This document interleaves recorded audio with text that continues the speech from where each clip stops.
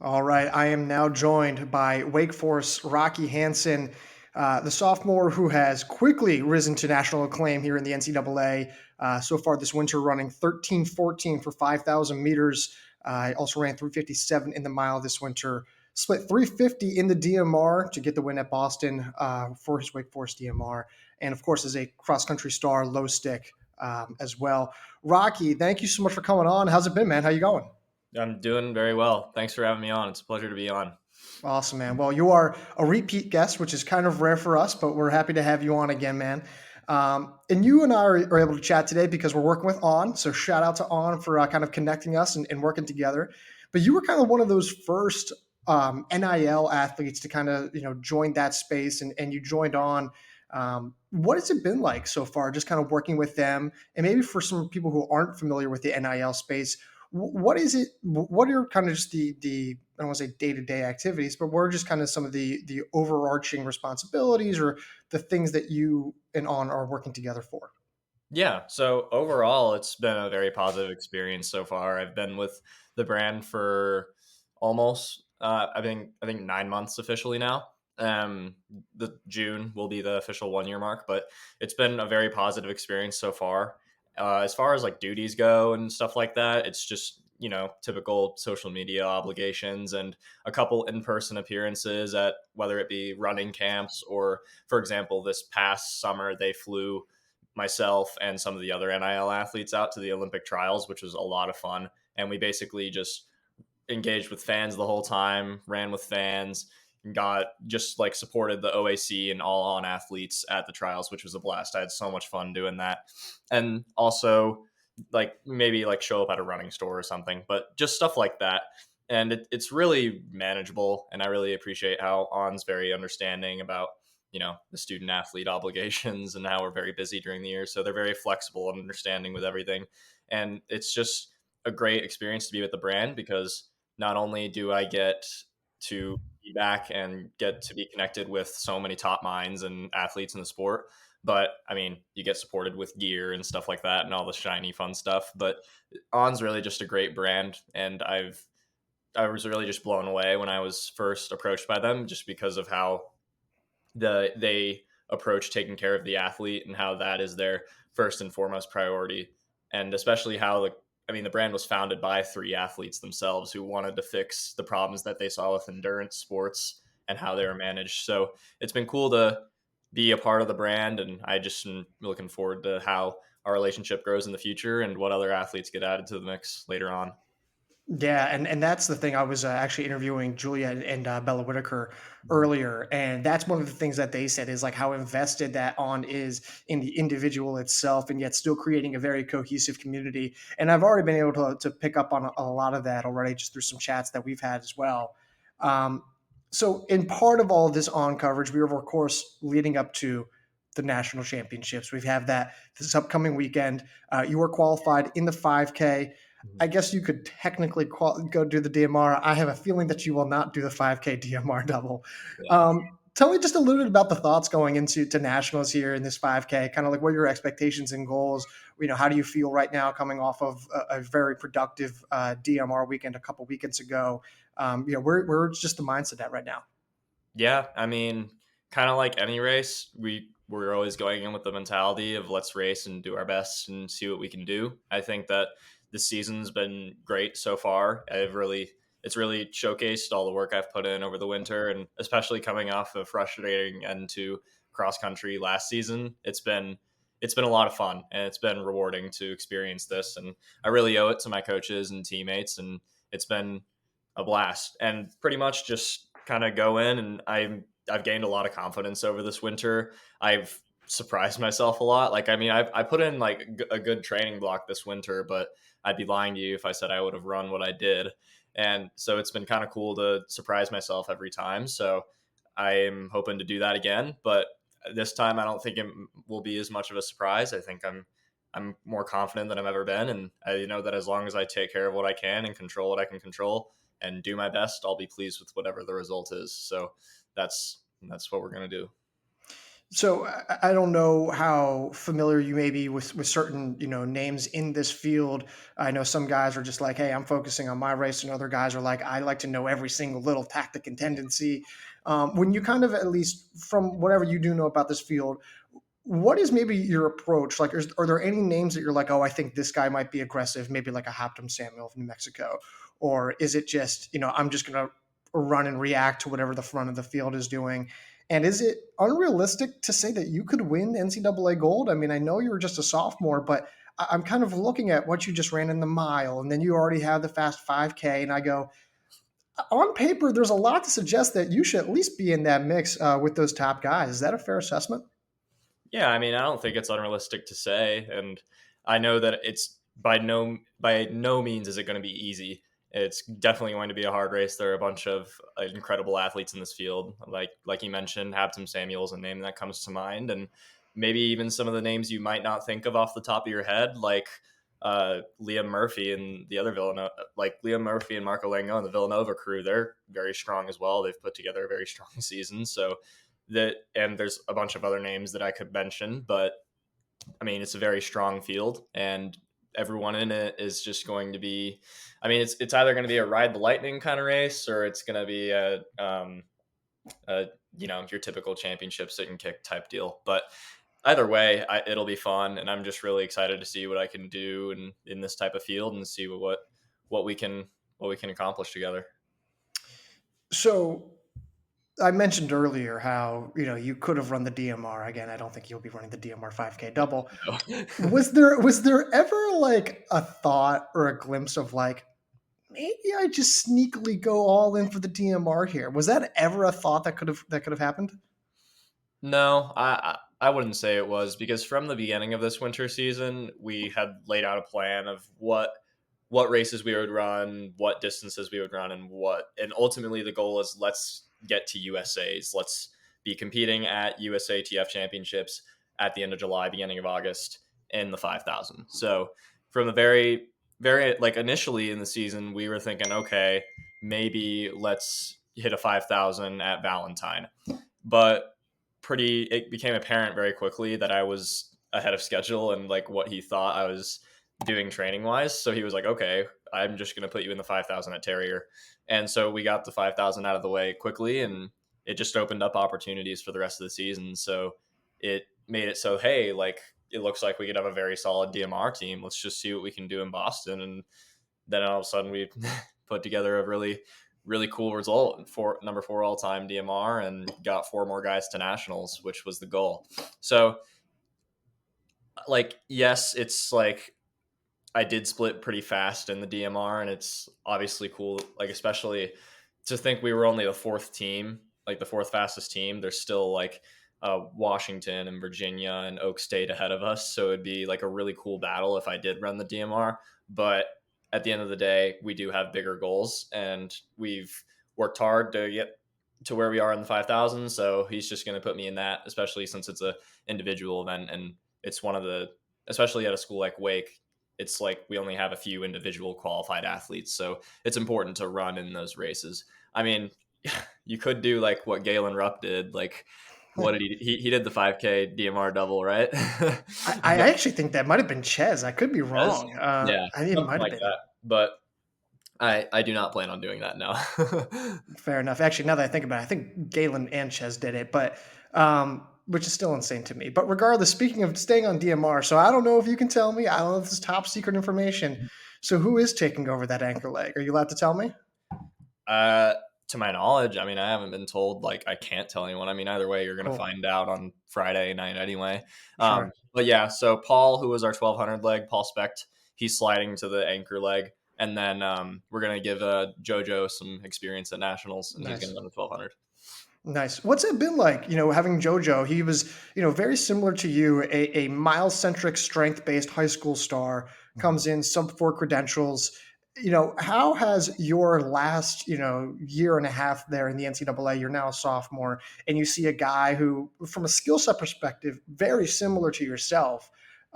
What's it been like in terms of like, hey, have you given him any advice? Have you kind of like seen any similarities in terms of how he's grown versus how you've grown? Is there anything along those lines that you've noticed?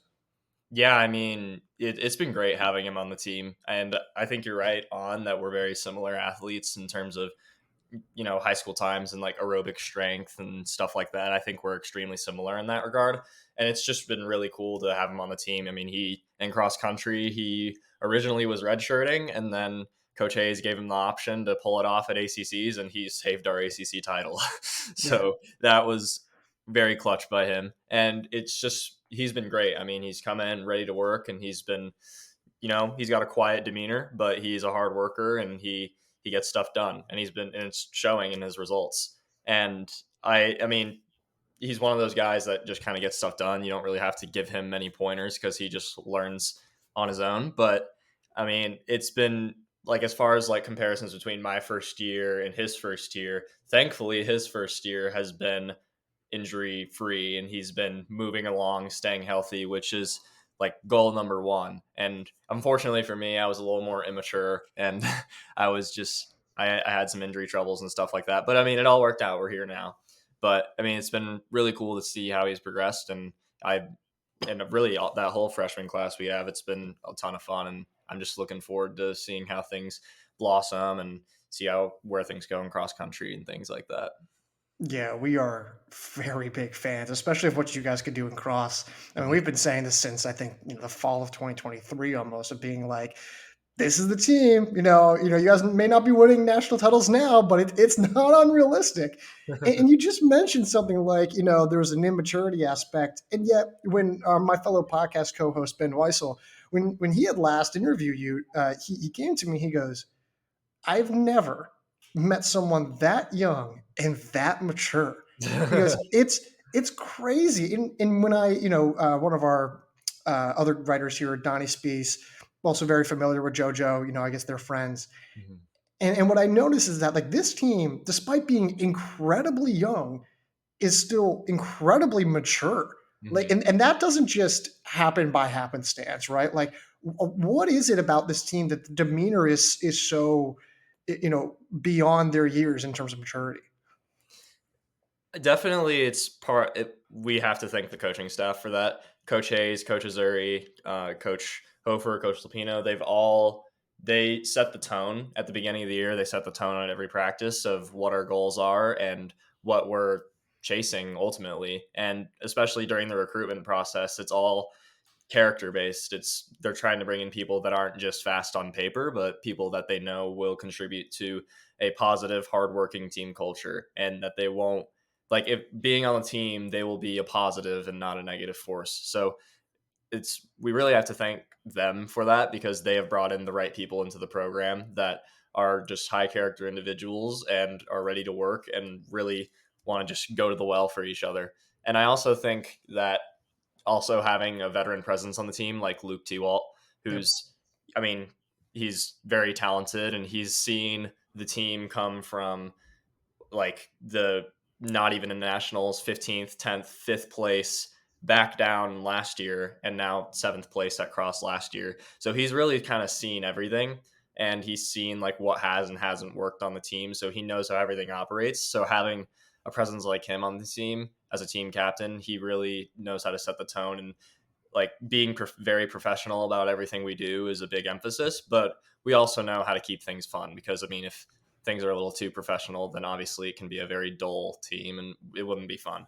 But I mean, also just thinking about last year, I think that a lot of the maturity just developed out of necessity, because there was no one else to run.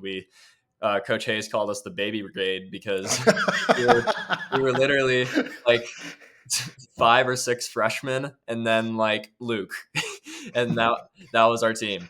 And so we had to run freshmen last year, so we kind of got thrown into the fire, and we had to learn. It was out of necessity. So I think that a lot of the maturity came from that, and then it showed in our results this past season in cross that growth. And we were really able to help and take care of the new freshman class coming in, because thankfully they didn't have to do that.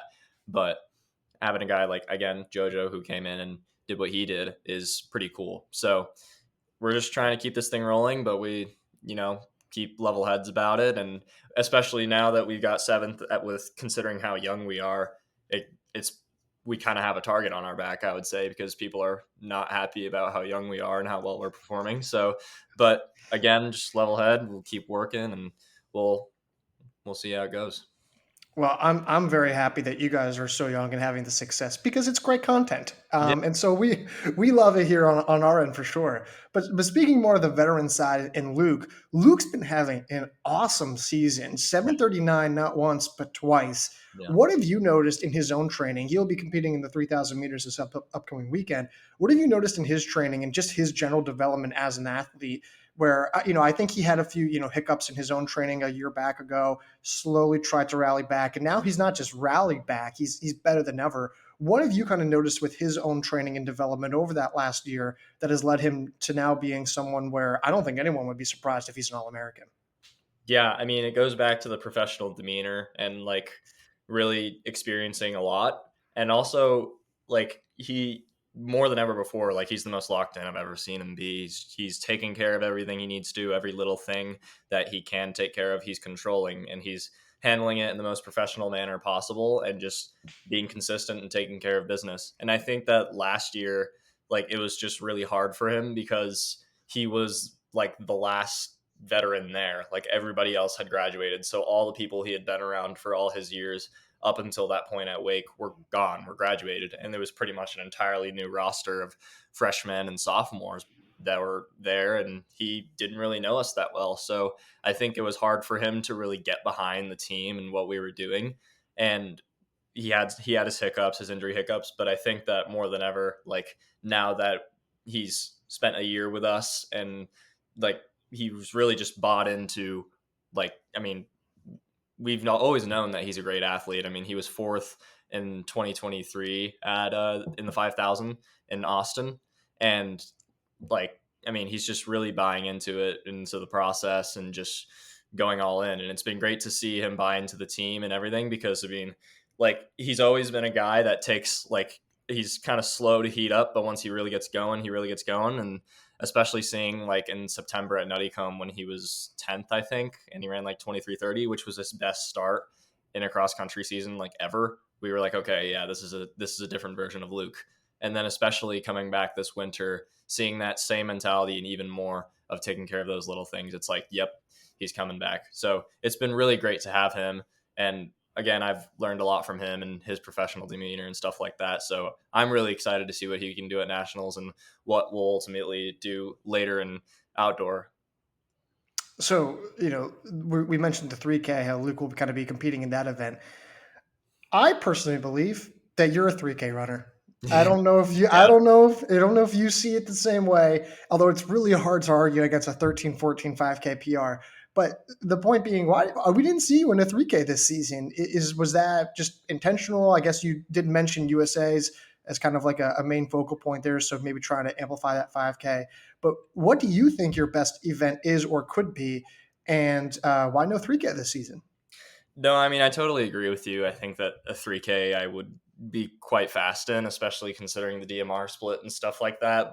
And we were going to run a 3K at ACCs, but unfortunately, I caught a stomach bug while I was at ACCs. So that's why we did not run that weekend. But I mean, just when we were looking at the season, we were thinking, all right, get a 5K for sure, and then miles and 3Ks otherwise.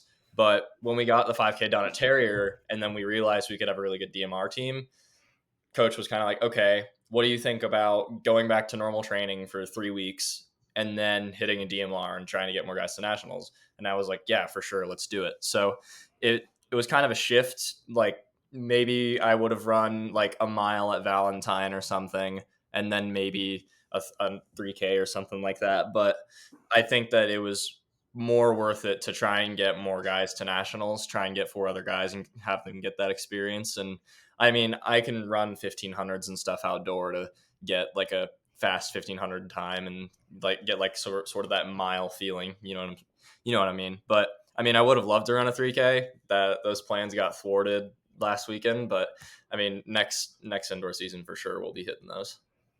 So, what I think I'm most impressed about is that unfortunately, you've had some injuries at the tail end of the season, some illness. You just mentioned ACCs, the stomach bug. It feels like you've just been getting three, different unlucky, card pulls there. And yet you've still found ways to be one of the single best distance runners in the country, period. Can you explain kind of like what happened this at the end of this past fall and kind of just how challenging that must have been to, kind of have another hiccup there at the end of the fall? Yeah, so I guess not really many people know about it. So ran Nutty Comb. Nutty Comb went really well. We had a lot of momentum, and like people were like, okay, like Wake's gonna do something this season, and we were getting pretty excited back home. Like, what can we do at ACCs? What can we do at nationals, etc. So training was going well, and then mid October, I got another weird sort of stomach bug thing where I was kind of feverish and kind of got pretty dehydrated for about a week or so. But we kind of stepped back in training for that week and thought it's fine. Like I'll still be ready for ACCs and everything like that. So there was like a 1 week period between then and ACCs. I did all the workouts and everything and felt good, felt great. Everything was going well. And then at ACCs, I kind of I was running the race. It was going pretty well, and then 4K in, I just kind of had a familiar feeling that I've had in high school. And in high school, I had two like heat stroke like events, and it kind of felt like midway through the race, I was like, like I kind of know what's about to happen. So, I mean, kind of 4K into the race, I kind of felt like a certain pit at the bottom of my stomach, and it was like, yeah, no, this next 4K is going to hurt, and the next 2 hours are probably not going to be fun.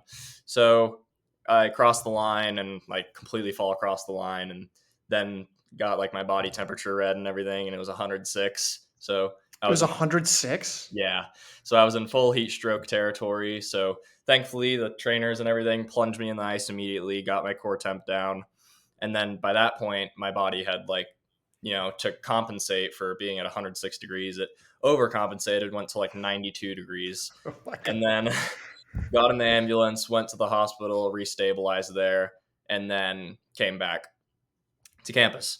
So then I was like, okay, hopefully I can like maybe run easy for a couple days and then like get back to normal training and be ready for at least nationals, right? And unfortunately, health and safety protocols prohibit that. So I wasn't allowed to practice with the team for 18 days.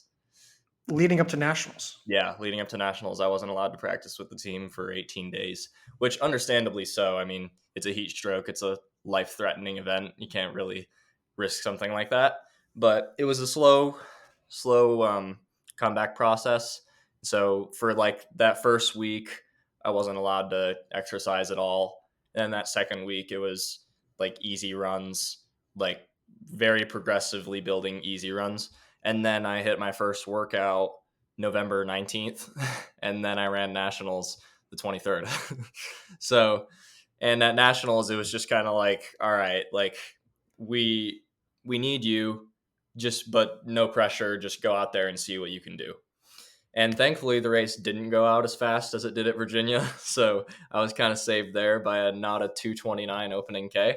But I mean, kind of midway through the race, I just knew that like, I mean, my preparation and fitness obviously wasn't there, and I just pretty much just did what I could and ended up with 100th. And I was our fifth scorer, and I mean, it was a rough day, but I mean, it was all I had on the day. It was literally the best I could do. So I'm not very mad at it. And plus, we still got seventh as a team, which if you had asked other people at the beginning of the year what we would have done, I don't know if they would have said that. So that was pretty cool.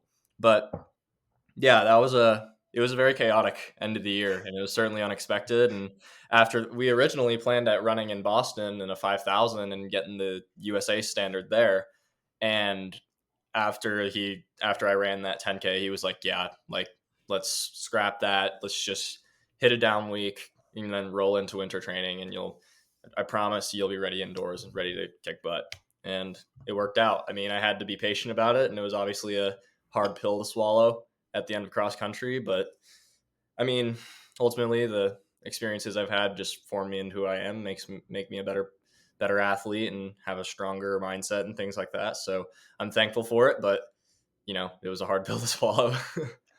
That's definitely something to be thankful for. Wow, Yeah. that is really wild. I didn't realize 106 Yeah. was your temp. That's pretty intense. And for anyone who's listening and maybe wonders, well, where did Rocky finish at the ACC championships? Still 32nd, still ahead of some very very strong names.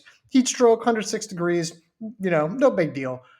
So from that perspective, incredibly impressive. And not only that, when you think about it, you guys are so young. The future is so bright. Mhm. If there was ever a time for this to happen, not that it ever, we want it to happen, but if there was ever a time for that to happen, better then than maybe in the future. So Yeah. um, I'll end on a high note here. It's been, you're still a sophomore. You're about halfway through your sophomore year, or maybe even a little bit past that now. And yet you've gone from being like, hey, this guy could be really elite one day to, oh, he's already elite. And now we're talking about him in national title conversations and splitting 350 and USAs. What is it that has allowed for your quick acclimation from just year one to year two, from just the high school scene to the college scene? I know you kind of hinted at and talked about that with Ben in our last chat. Mhm. What has been the difference now between last year and your strengths and your just general fitness this year? Yeah, I think so. The difference between last year and this year is definitely a different. Like, I mean, you might have. I mean, your colleague Ben said that I was very mature. His like when he interviewed me in October my freshman year, which I appreciate, but I still think I definitely had a bit of immaturity training wise, and I think that the difference between last year and this year is like growing in maturity training wise. I think like from the beginning of this year, goal number one, like top of the list, is stay healthy. Like that's all we care about, just staying healthy. Because last year it was, I mean, stress injury in the fall, and then like small hiccups in the spring with shin splints and stuff like that. We like goal number one was just to be healthy from the get go, and it still is. Goal number one at the top of my list is just being healthy because I know that as long as I stay healthy, instead of taking like huge risks in training, I know that from consistent healthy training, I will make those jumps. And just whether it be like instead of, hey, like your shin is flared up a little bit, maybe don't run today. Like taking stuff like that, like cross training a day instead of going on like an 8 mile run and making it worse. Like small things like that. Just keeping the focus on keeping on kicking the can down the road, keeping the fitness can, keeping it going down the road, and instead of like just risking it for no reason when it's just not worth it. Because I've just really matured and developed in my perspective that like there's nothing more important than my health at the end of the day. So it is much more valuable in my mind to stay healthy for an extended period of time rather than take unnecessary risks or just like instead of like being injured. Like I've done that enough. I don't really want to do that again. So I know that obviously it's never going to be smooth sailing, but I know that if I can control what I can, and if I just do my best every day, and I navigate obstacles and minor pop-ups the right way, that I will eventually be fine. And whatever fine is, and I've done my best, I'm okay with it. So I would say That that's was the biggest difference. that was a great answer. That was a great way to cap this. Well, Rocky, fantastic stuff. Thank you so much, man, for your time. We really appreciate you, and best of luck this upcoming weekend at Nationals, man. Good luck. Yeah, thanks so much for your time. I really appreciate it.